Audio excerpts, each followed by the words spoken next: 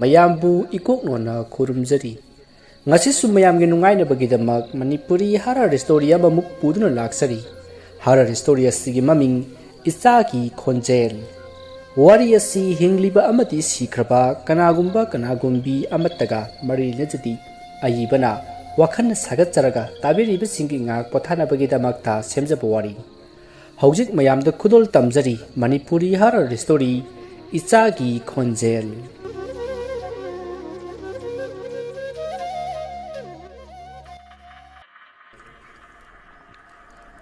poinu thani low lokpa loisilaba lekai aduki ahan khara mahausa makhoine he punba sana khonang makhung aduta sandiaya changlakpa matam aduda phamduna ganja thaktuna wari sanari mai sisu maisa yaudrabara karino isa sari ge taurise oja sing du khara hapsun biroduna do hoida ai buti hapsin lakke khangre ngahan wai khoina nga wori ngedati wakching thaga se ing khak khak ching selliban ai khoi bajina tulasi kangani ulen tasandana bahaidana tulasi da phaglong khalli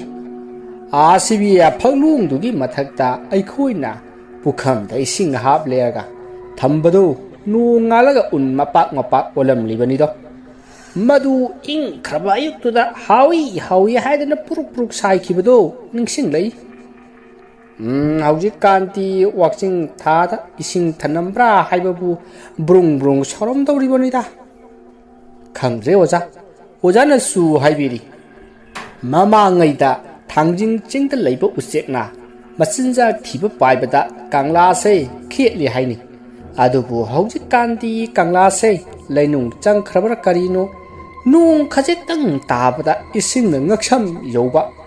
masibu sum kuchil laklaba jalo ye oja kusen banati se hauji kan paliba sarkar sina lambien thong semjil libani haidana lambi da sahi gi tha gi leibak se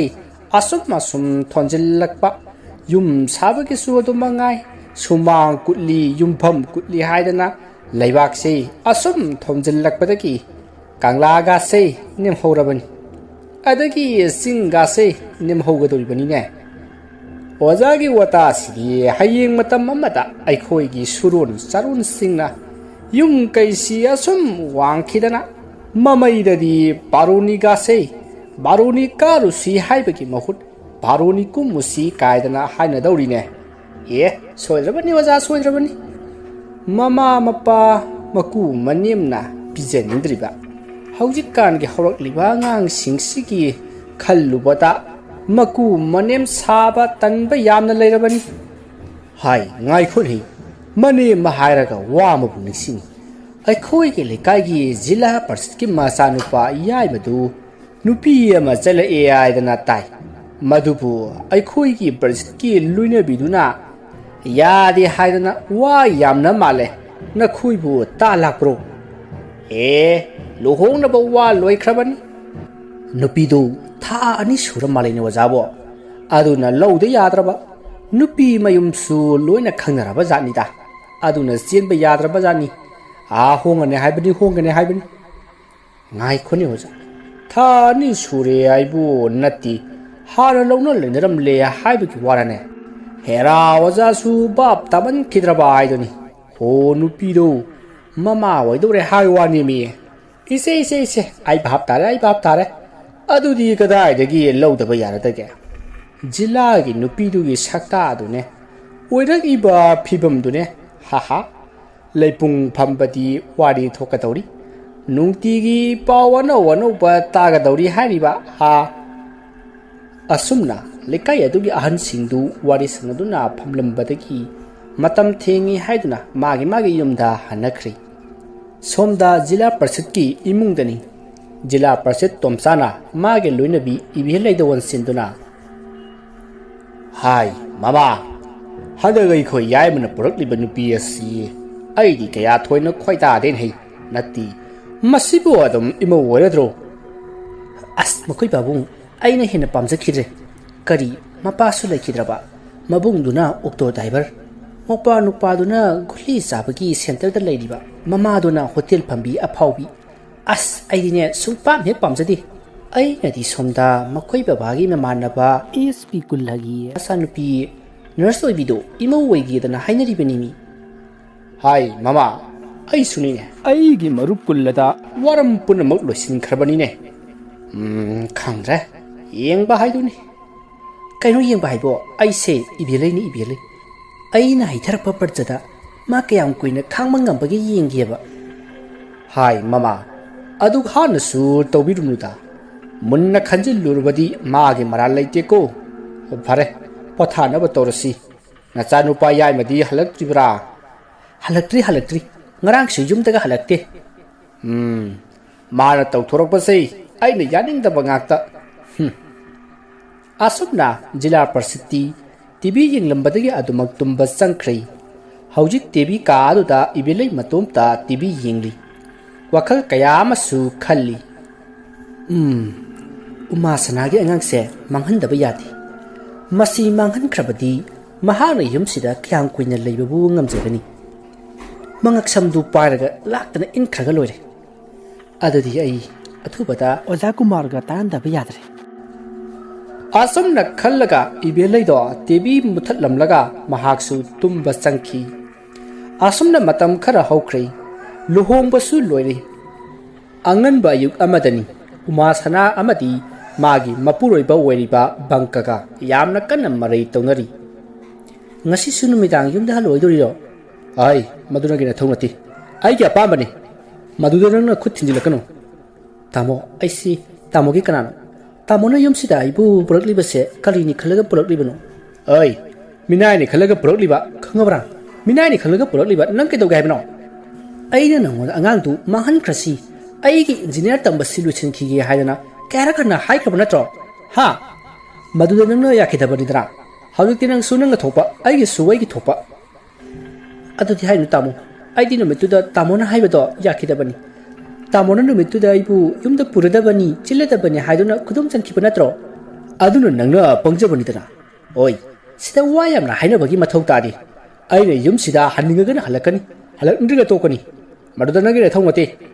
ꯅꯪꯁꯨ ꯂꯩꯕ ꯇꯜꯂꯒ ꯆꯠꯈꯣ ꯀꯩꯅꯣ ꯑꯁꯨꯝꯅ ꯊꯣꯛꯈꯤꯕ ꯊꯧꯗꯣꯛ ꯄꯨꯝꯅꯃꯛ ꯎꯃꯥꯁꯅꯥꯗ ꯇꯥꯏꯁꯤꯜꯂꯝꯂꯒ ꯕꯪꯀꯗꯣ ꯌꯥꯝꯅ ꯁꯥꯎꯅ ꯌꯨꯝꯗꯒꯤ ꯊꯣꯛꯈꯤ ꯎꯃꯥꯁꯅꯥ ꯇꯥꯏꯅꯐꯝꯁꯨ ꯈꯪꯗꯅ ꯃꯈꯣꯏꯗ ꯋꯥꯗꯣ ꯄꯣꯔꯣꯛ ꯄꯣꯔꯣꯛ ꯆꯥꯛꯇꯨꯅ ꯂꯩꯍꯧꯏ ꯅꯨꯃꯤꯠꯇꯨꯒꯤ ꯅꯨꯡꯊꯤꯜꯅꯤ ꯕꯪꯀꯒꯤ ꯃꯃꯥ ꯏꯕꯦꯜꯂꯩꯗꯨ ꯑꯃꯥꯏꯕ ꯀꯨꯃꯥꯔ ꯎꯅꯕ ꯂꯥꯛꯏ ꯃꯇꯝ ꯑꯗꯨꯗ ꯑꯃꯥꯏꯕ ꯀꯨꯃꯥꯔꯗꯨ ꯁꯨꯃꯥꯡꯗ ꯅꯨꯡꯁꯥ ꯌꯥꯏꯗꯨꯅ ꯍꯪꯒꯥꯝ ꯄꯣꯂꯥꯡ ꯁꯥꯗꯨꯅ ꯂꯩꯔꯝꯃꯤ ꯃꯗꯨꯗ ꯏꯕꯦꯜꯂꯩꯅ ꯆꯪꯉꯛꯄ ꯎꯕꯗ ꯀꯨꯃꯥꯔꯅ ꯑꯩ ꯄꯩꯄꯥ ꯏꯕꯦꯜꯂꯩ ꯀꯗꯣꯝꯗꯒꯤꯅꯣ ꯏꯃꯧꯗꯤ ꯊꯥꯖꯗꯅ ꯂꯥꯎꯅꯦ ꯃꯥꯃꯥ ꯑꯩ ꯉꯁꯥꯏ ꯑꯌꯨꯛꯁꯨ ꯂꯥꯛꯆꯔꯝꯂꯦ ꯃꯥꯃ ꯊꯕꯛ ꯑꯃ ꯆꯠꯊꯣꯛꯈꯤ ꯍꯥꯏꯗꯅ ꯂꯩꯔꯝꯗ꯭ꯔꯕ ꯏꯆꯦ ꯑꯩꯗꯣ ꯉꯁꯥꯏ ꯑꯌꯨꯛ ꯏꯆꯥꯅꯨꯄꯤꯒꯤ ꯃꯅꯥꯛꯇ ꯆꯠꯂꯨꯕꯅꯤ ꯏꯁꯨꯗꯨ ꯃꯁꯥ ꯅꯨꯡꯉꯥꯏꯇꯦ ꯁꯣꯏꯔꯣꯟ ꯄꯥꯔꯣꯟ ꯂꯣꯜꯂꯦ ꯍꯥꯏꯗꯅ ꯌꯦꯡꯉꯨꯕꯅꯤ ꯁꯦ ꯃꯣꯔꯥꯁꯤꯗ ꯐꯝꯃꯨ ꯏꯃꯧ ꯂꯥꯛꯄꯕꯨ ꯀꯔꯤ ꯂꯩꯔꯕ ꯍꯥꯏꯌꯨ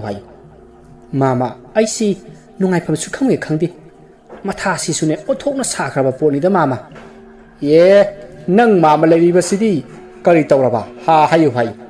ꯃꯥꯃꯥ ꯀꯅꯥꯝ ꯂꯩꯇ꯭ꯔꯣ ꯂꯩꯇꯦ ꯃꯥꯒꯤ ꯃꯊꯧ ꯂꯣꯏꯅ ꯆꯠꯅꯈꯤ ꯑꯩꯅ ꯌꯨꯝ ꯁꯪꯂꯤꯕꯁꯤꯅꯤ ꯐꯔꯦꯗ ꯃꯥꯃꯥ ꯁꯨꯝꯗꯧꯕꯅꯤ ꯑꯩꯒꯤ ꯏꯃꯧꯖꯥꯏꯃꯗꯣ ꯃꯥꯃꯁꯨ ꯈꯪꯉꯤꯗꯅ ꯈꯪꯉꯤꯅꯤ ꯀꯔꯤꯒꯤ ꯈꯪꯗꯅꯤ ꯑꯩꯁꯨ ꯂꯨꯍꯣꯡꯕ ꯑꯗꯨꯛ ꯂꯥꯛꯂꯝꯂꯤꯕꯗꯨꯗꯤ ꯍꯥꯏ ꯃꯗꯨ ꯁꯦꯝꯕ ꯊꯣꯛꯀꯗꯧꯔꯤ ꯃꯔꯨ ꯂꯨꯛꯅ ꯎꯏꯅꯦ ꯃꯧ ꯑꯃꯒꯤ ꯁꯥꯖꯠ ꯌꯥꯎꯏ ꯍꯥꯏ ꯑꯗꯨꯒ ꯍꯧꯔꯨꯕꯗꯤ ꯌꯥꯔꯣꯏ ꯃꯥꯅ ꯁꯥꯎꯈ꯭ꯔꯕꯗꯤ ꯃꯩ ꯏꯁꯤꯡ ꯆꯪꯉꯣꯏꯗꯧꯔꯤꯕꯅꯤ ꯅꯨꯄꯤ ꯑꯁꯦꯡꯕꯅꯤꯅꯦ ꯅꯤꯡꯊꯤꯖꯅ ꯂꯣꯏꯅꯧꯀꯣ ꯑꯁ ꯃꯁꯤꯃ ꯑꯩꯅ ꯍꯥꯏꯒꯦ ꯈꯜꯂꯤꯁꯤꯒ ꯍꯥꯏꯃ ꯑꯗꯨꯁꯨ ꯍꯥꯏꯗꯅ ꯍꯣ ꯅꯁꯨ ꯌꯥꯏꯃꯒꯤ ꯅꯨꯄꯤ ꯑꯩꯒꯤ ꯏꯃꯧ ꯌꯥꯏꯃꯗꯨ ꯃꯥꯒꯤ ꯑꯉꯥꯡꯗꯣ ꯃꯥꯡꯍꯟꯈꯣꯕ ꯍꯌꯨꯝꯁꯤꯗꯕ ꯏꯕꯦꯜꯂꯩ ꯃꯥꯃꯥ ꯑꯗꯨꯗꯤ ꯀꯔꯤꯒꯤꯅꯣ ꯑꯁ ꯃꯥꯃꯥ ꯋꯥꯔꯤ ꯂꯩꯌꯦ ꯋꯥꯔꯤꯗꯨ ꯇꯝꯃꯨ ꯅꯪ ꯃꯥꯃꯥ ꯇꯥꯒꯦ ꯃꯥꯅ ꯏꯃꯧꯗ ꯀꯔꯤ ꯇꯧꯔꯕ ꯃꯥꯃꯥ ꯍꯥꯏꯌꯨꯅꯦ ꯃꯥꯁꯦ ꯑꯩꯅ ꯁꯨꯄꯥꯝ ꯍꯦꯛ ꯄꯥꯝꯗꯦ ꯑꯩꯗ ꯅꯠꯇꯦ ꯏꯆꯥꯅꯨꯄꯥꯅꯁꯨ ꯄꯥꯝꯗꯦ ꯃꯄꯥꯕꯨꯡꯅꯁꯨ ꯄꯥꯝꯗꯦ ꯏꯆꯥ ꯑꯍꯟꯒ ꯑꯇꯣꯝꯕꯒꯁꯨ ꯃꯥꯒꯤ ꯅꯨꯄꯤꯗꯨ ꯄꯨꯗꯨꯅ masaktu yengdadana ne aha dilida magi fleta laikhredana ngai khon hei bem maudubu yamna phattabrane aina ubadadi phana khungun tana uida mama khungun tagera tarora ai pamdi hairati pamdi aduna magi angangdo manghan khwai sin ngai ko madugi kanabana kari haima mama sidi yamna pangina aduna kamaina mai ba worino magi angangdo letradi divorce tobada nungai gadori bani angangdo yaropati mapana yokpa khotpa as yam janjani mama aduna mama na mukta phana ba sinbiyo ba fare ai singe ado sendi khara sawallu adugidi mama ne CPU haibado hekta pijagi ai ha angai ko adudi lak ama pirodana as mama sidi sumdawro hayeng sei nang na khoi lekai gi mi amada haina rearaga yenbi amubi marumba ma thorang tawalo madugi yerumduna nangi namaudo lawba chalhallo mana yerumdu purak learaga nangondi hek pibaga nangna luman amuba amata yomsallaga aida puraku loire aduda thabak phare mama adudi ay amuk chalukhige se ahan bagi lising manga se paibi horo hai ngai khon hei lumandu aina leiwa sol leraga pigdabani ne hai ngai ramu masidi phaidana khanganeba ibele iti khanghan yeba hai se masigi rumala mu basei masida yum aina leiwa solabani atupana yabanati masina tawudabani ko hoi mama adudi ay amuk yaujare na mai pakcho chalo ngahak tang sida lising mga phangedana se hera polang ka saroida lupa chani purerga hotel chalukhige asumna ibeleina haibagi matung inna amaiba kumarna uma sana ki angang ado mangan na ba thorang tawba hukhi ibeleina amaiba kumar hoi gi thongal degi thorakpada ngahan numidang leipung phamba yawpa ahan amaga thingakhi maruda ahan aduna ibeleida singnaba phauki masidagi ahan aduga amaiba kumar unaraduna mana kumar gi manakta lakpagi maram maharaduna wari watai sanaki numit adugi numidangni lekai adugi leipung phamba ahan singtu wari honar I lekai asigi khwaidigi paisa paiba nupa ma hairagati aikhui tada manjani natro mase mathangi bota jila parsit lepkani hairi aduna airi mangonda bot pire he hai gumdana tada manjasi akhoi ga su pulaklibani lekai asigi chaukhat tharangda ngasi phawa asoba mating kaya pangduna lai wari watai sanaba su nungai aikhoi mangonda bot pisidana hamaya pidade kainone hei mai tomsa haiba mirei haltuna jila parsit orini aidana karibu kanaribagi mage nupigi sana sabiba kar atangba thauba mama simangairena mamau nupi ama lakpadu bawba nuksibiba ngamdaba mana aikhoige lekai khulsibu karamale nuksigedoribano mage nupi du su adu mangaida masa mamauda phauba yunglei milei naiba minida madi ai ngai khun hei magi nupigi wari sarga wa mabu niksingine ngasaido aino oja maiba kumar gida khwangsi amogi hingsabi changba haidura khangdi amukta yenghange haidana yengba salubani aduda jila prasiki nupido thongalda thogek thengare madu moigi posem nungsem hikap tengkap kadu maliko pausidi nungaiba horedana masano paduna su nupido thawoi thina saibi haibani aduna kanana haidana khanglibo ojana ho ngahando nachin nupina makhoida phi yonba lai lahougadra haidana hangba chatpata jilagi masano paduna magi nupida yamna thina saibadu tarai haidana aingonda wari tawi maduda khangbanida adudi wari sidi angangdo manghanbagi wari oitaredana oidori nungbu nungaitene maudo asumna makhoi leipung phamba singdo wari sanaba yaba sanraga mayum mayumda changnrai numittugi numidangni jila prasad ki nupidu makhoi gi jumlo naba lata hoida lai matamadu da lata do sakhum da sak thonglaga lerami maduda jila prasad ki nupi ibelaina lata da won sinduna lata nachi wa ma haigi nang wafam se yadaba yariko ise kai wano hekta haibiyo se lising mangani si hana pasiluni kai ginu se haigini lawda loksiluni se sigi yirum se hayeng aina umasana do yirum loba tharakani aduda nangna masigi yirum se piru ko ise kai ginu haisibo maram lei nangna su khangidunga mase aina su pam hek pamti aduna ne magi angangdo manghan tabi yadabani ne ise ai madu ngamgadaba mandi ai umasana se othong nungsi jakre ing tapi lidi khoirei miko miram su phajai ningthina jikon na kon biraga lemino kainoi che yare nang ngamoi haraga sune ai atopa mi thigi hai aduga mabu imukuina khallu haibadu madine mapok sita nati mapok khudi makta oithoktabani khangabra phari ni se isina du yong lep labati kadai yirumdo pibiro aduga manga kdi yaroi manga maga hapsan birkho hera adugi bu sese hapke se adudi punna tara sure ko hoi se phare adudi nachi amuk chatlaki hai soipe yaba nate ko hayenge aina yirum khara lawru so haidana tharakani maruda nangna jirumdo amadagi henna laitre haidana sigi yirum se pirakadaba soipe yaba nate hoi ise aina phanaba silagi phare adudi ai chalage ko asumna wame lamlaga jila prasad ki nupido satkhri lata su adumak chak thongduna lehori mathangi nongale jila prasad ki nupi ibielaina magi mong nupi umasana bu koksinduna hai nane lata hoidagi yirum lawruso aina hairam labani ka du da suru nesilaga lari dubu kari thoina tawja sarino asumna phanangang labasu wa amata khumlamdana mamong nupi umasana du yumthang nabagi mane lata hoida satkhri lata su hanadagi sinaduna leiribanina mangolda phi photpa sarga phamlaga leirami maramdi makhoidi yensunganu suwamata loidi aduna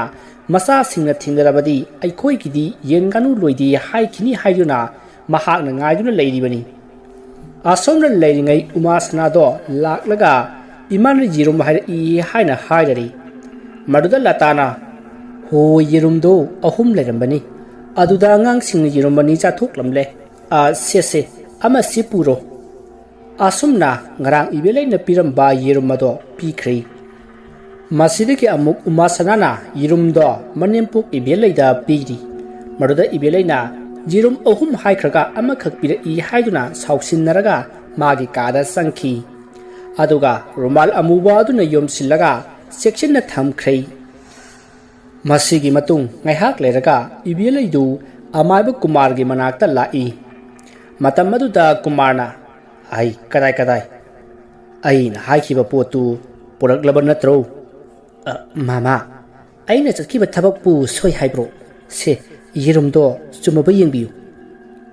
kadai masi horabadi yare fare ai hore numidang se kholai thaba haurage aduna handak hapta sida mafam khanggadawribani yawro hai ngai khon he adubo sen ga yawri bro lising ama mukta pamba kai ginu mama ngarang su piridudi ye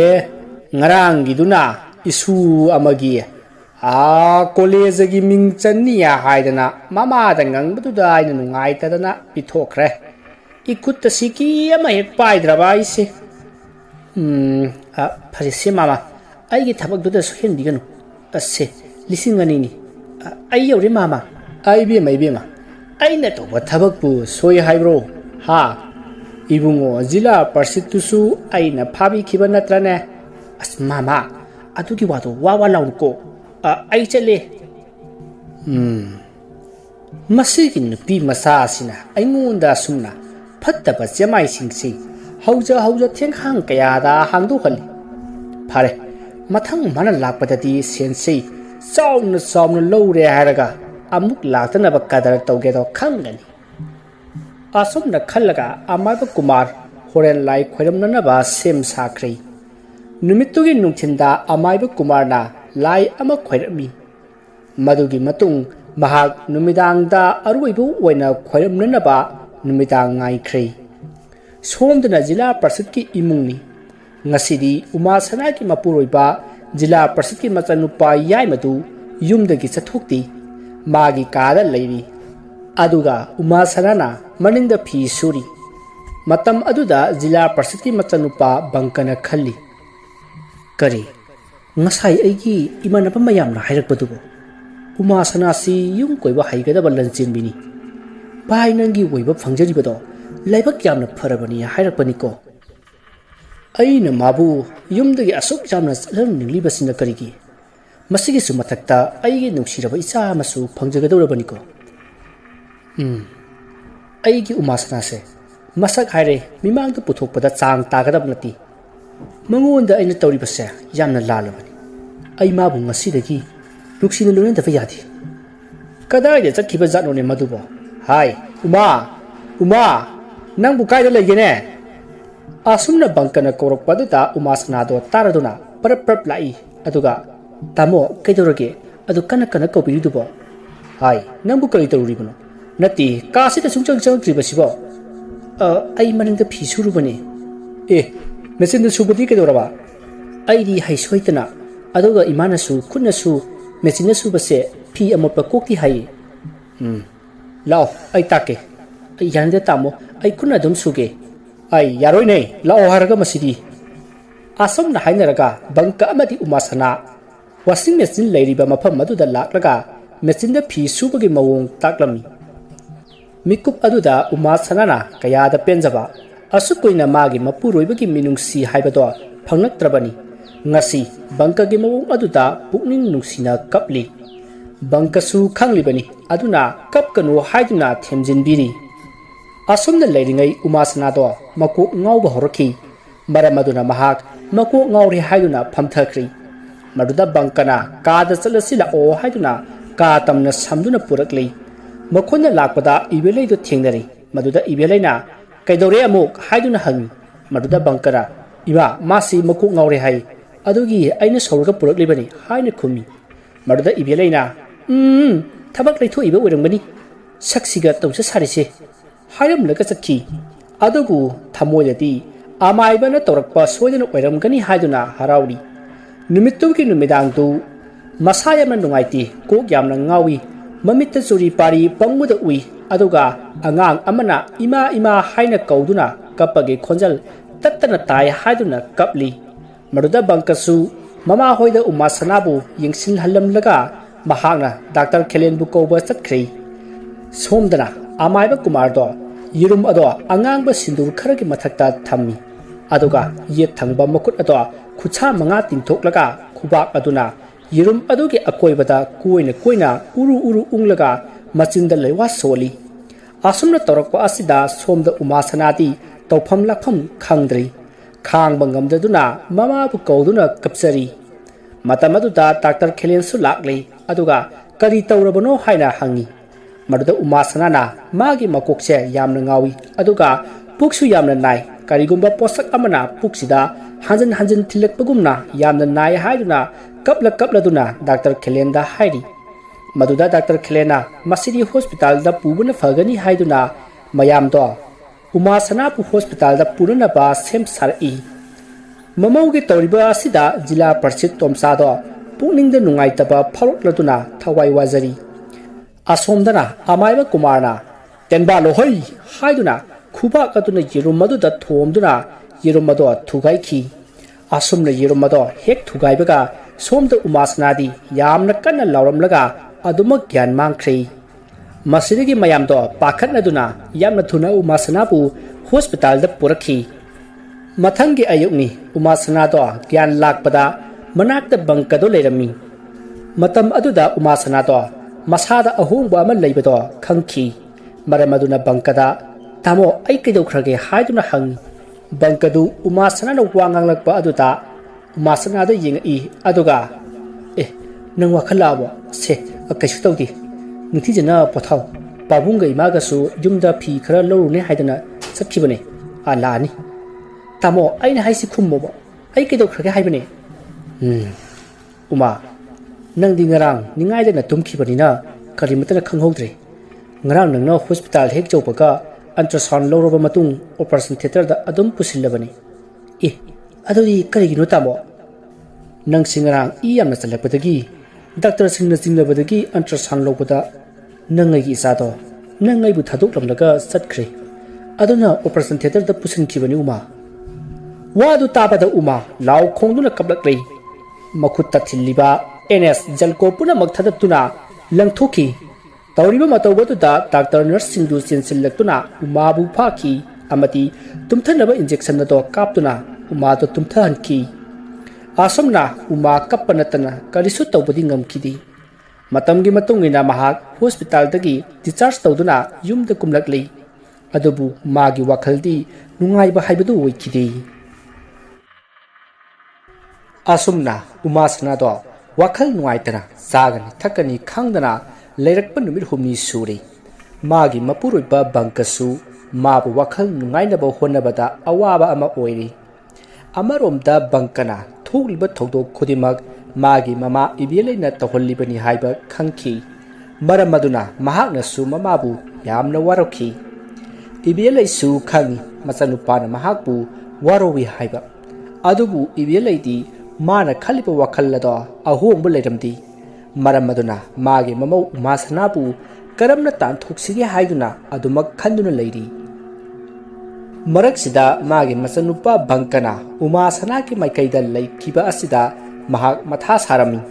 Masinaki Ibeledo, Amaiba Kumarge Manakta Satlaga, Tanarudaba Yadre, Haina Kaladuna, Nuktil Ama, Amaiba Kumarge Manakta Lai, Aduga. Amaiba Kumarbu Unaduna, Wari Tanadi. Mama, I say, Ama Luibuga Ama, Matase, so indaba. Ay, Kariyabuk Toraba, ha, Nati, ay nataki ba kulay dubu, Matau Toruktabro. Who tor e, ay napambato to e, Aduda, ay, Aduda Kedoraba. As Isanupana Amuk, Kari Kalurabano Kandi, Imodugi Misang the Lake Cray. Maraksida Aigina Pasu, Maudugi Misanga Laningum Toriba. As Kari Mana Hypedubo, Mause, Yamna Pataba Monati, How Crabadi, how cre, Pazana Lemin Nabana, he in a fan kind. I couldn't be ma. Masida Nang Haujuk Palm Pasina Kari. Nati, Maudu Hatocracy Hybro. Mama, Adodi Yadi. Wayam Narakaneba, Adona Suntosi, Magi Misang Wediba, Aigi Nupa, Amadi, Isanupagado. Maudo, Sunung Sidanaba, Tobio, Adu Verapati, Mana Kayam Queen a Yum to the Labangam Gadoribano. Ah, Ibema, Nangsi, Kari Tulagas Havano, Nabuksi, on two, Patkidre, Masigisu Matakta, Patalo Singari, Lamhuinido, ah. Mama, I Haripasi, Patalo Singinatini, Palm the Badubu, Kamina Aiki, Udino, Nati Mamasu, Yen Saudana Dudi, Hayum Sidaba. Masi kaya dano yingun he. Hai, mai bana sa sai hai basi na pa na hai bro. Ha? Hai na de ko mado. To adu ne ba mama. Mama na hai na je adu mai na ai su maudugi mawong mato to su pam ti. Su hai hai na di hai sini. Ah, farase. Nang na hari ba nang gin na sa nupaga na puroi ba na. Maudu no sidana ba to hai ba na tro. Ah, fare. Ai tawrage. Adu bu sendi makoyanigi. Listen kundang di hek tanamone ha. Aduk yamado di kaygino mama. Ay, masay, maiba ay koy nang ngambagini. Masi tamna ba hona bata punsiya say tihi man kribani ne.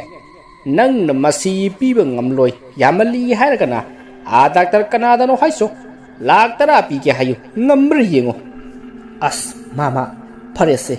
Ay ne listen kundo pirage. Aduga tabak di suhen binuko. Era diheka, ay na to patabapu, karamba matamda sobe yaw krage, ha. Pare mama, se, lisin tara si hana pabi horo, aduga awat pato, ay haying amupura age. Oida, yaida,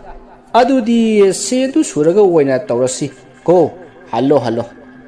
kaino mamna haidubo ngasi dogi hawro ai ngahak leraga sen du pujarak lageba hoine hallo ni be ma sen su hallu ko as mama se ayam thaje bidaba male se khudop se pabi horo lising kunchani si uradi yarabra sibo kori weram dana ne fare se uradi ai haujima khulai tharak lage ye horen medang ta ki thabak horok lagada bani ko chalo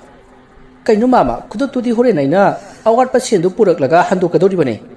haima ai di masi ai gi oirada bani aidana khali adudi nangi du hayeng toge ko masigi maibasi kadar horese nangsu aingonda chingnarak labadine pharose mama phare paibi horo ai amuk yaurage ado hojitagi hobiro ko mama hoida phare adudi ai put ama pige ngahak ngairamuko asopna hairamaga amaiba kumhardu imung changduna magi lai khoiramnana ba sem sakhri aduga isingda leiwa khara solaga patra amada haplaga puthori aduga ibeleida piraga hairi ai masigi ising sei nangi nachanupa aduga napuroi bagaduda pithau aduga masina nangi namonu pieduda pithau ising aniniko amuk soinani mama ai soijaroi adudi ai yaujare mama yauro asumna hainaraga ibelei su sakri amaiba kumar su imungda sangkhri masigi matung ibelei na mayum yorok laga khalli aina isingsi kamaina makhoi da pithakani makhoi babung da pithakpadi araibani mawasiga ichanupa ga da pithakpani ni luri base phare ai magi ka da lejiba ising bottle sida hekta yansilage asumna khallaga ibelei na machanupa yaimagi ka da sangsillaga ising ado machanupa na hek thangana ba thamliba ising gi bottle aduda khara haijin khrei aduga ka aduda ki parap tholai asumna mahana thorakpada mamong nupi uma sanaga thongjin pan da thengari maruda ibelei do khamprek he khangi aduga hai ngasai khi aina kauri badu tadra hajna saisindarga parap chatki maduda uma sanana karinu ne mana toromli sibo haiduna singnaduna ka aduda koyeng yengi adupu karisu leibadi ukhide somdana ibelei do ipa pakhatna magi kada phamlaga hojikki dubu uma sanana uramlaga dra haina khali tanja aduda magi mapuroi ba tomcha su ka aduda sangi maruda ibeleina mokhoi baba hanbira edana waramnani se ising che thaksan biu haiduna ngasai amaibana pirakpa ising do pikhi maruda tomchana karisu khanthadana ai gi nupisi wa khangkhra haiduna thakchin khrei masirege ibelei du sakhumda muk prap changaktuna mauna jak thongana ba sem sariba ado yauksilli aduga ai tahorage pothajaru ro haina hairakpadagi umasana su mage kada lai mahaga lakpata bangkasu halaktuna kaduda phamlaga leirami aduga ngasai mamana maibagi ising jansin khraba batal adusu ihang hangna paidno leirami umasana na prap changakpa aduda bangkana sakti kanana thongkhraba haina hangi maruda umasana na imana thonghore haina khumi maruda bangkana kainumino he ima dubu wakhalga taraba jalo haiduna umasana da nuk tuna wa hairi adubu umasana di haraubagi mami tadi maramdi ngasi manem pukna tarukliba asi karigumba thabak amani haiba mahak khangi adubu kari thabokno haibati khangkhidi masidagi ngehak leiraga ibheleina mayamda sak loire haiduna korakpadigi makhoi sak sarana ba sem sakhi maduda umasanana mayamgi awat apa yengi haiduna saba do yaukhidi maduda ibeleina yani saro ngasi kiti aiwena honarage haiduna namduna umasana bu mayamga sak sahanki aduga ibeleina mayamgi awat apa yengki matamaduda umasanana ising thakpa uraga ibeleina pukningda tas aina sinba thabakpu mai pakti haibro haiduna momonnui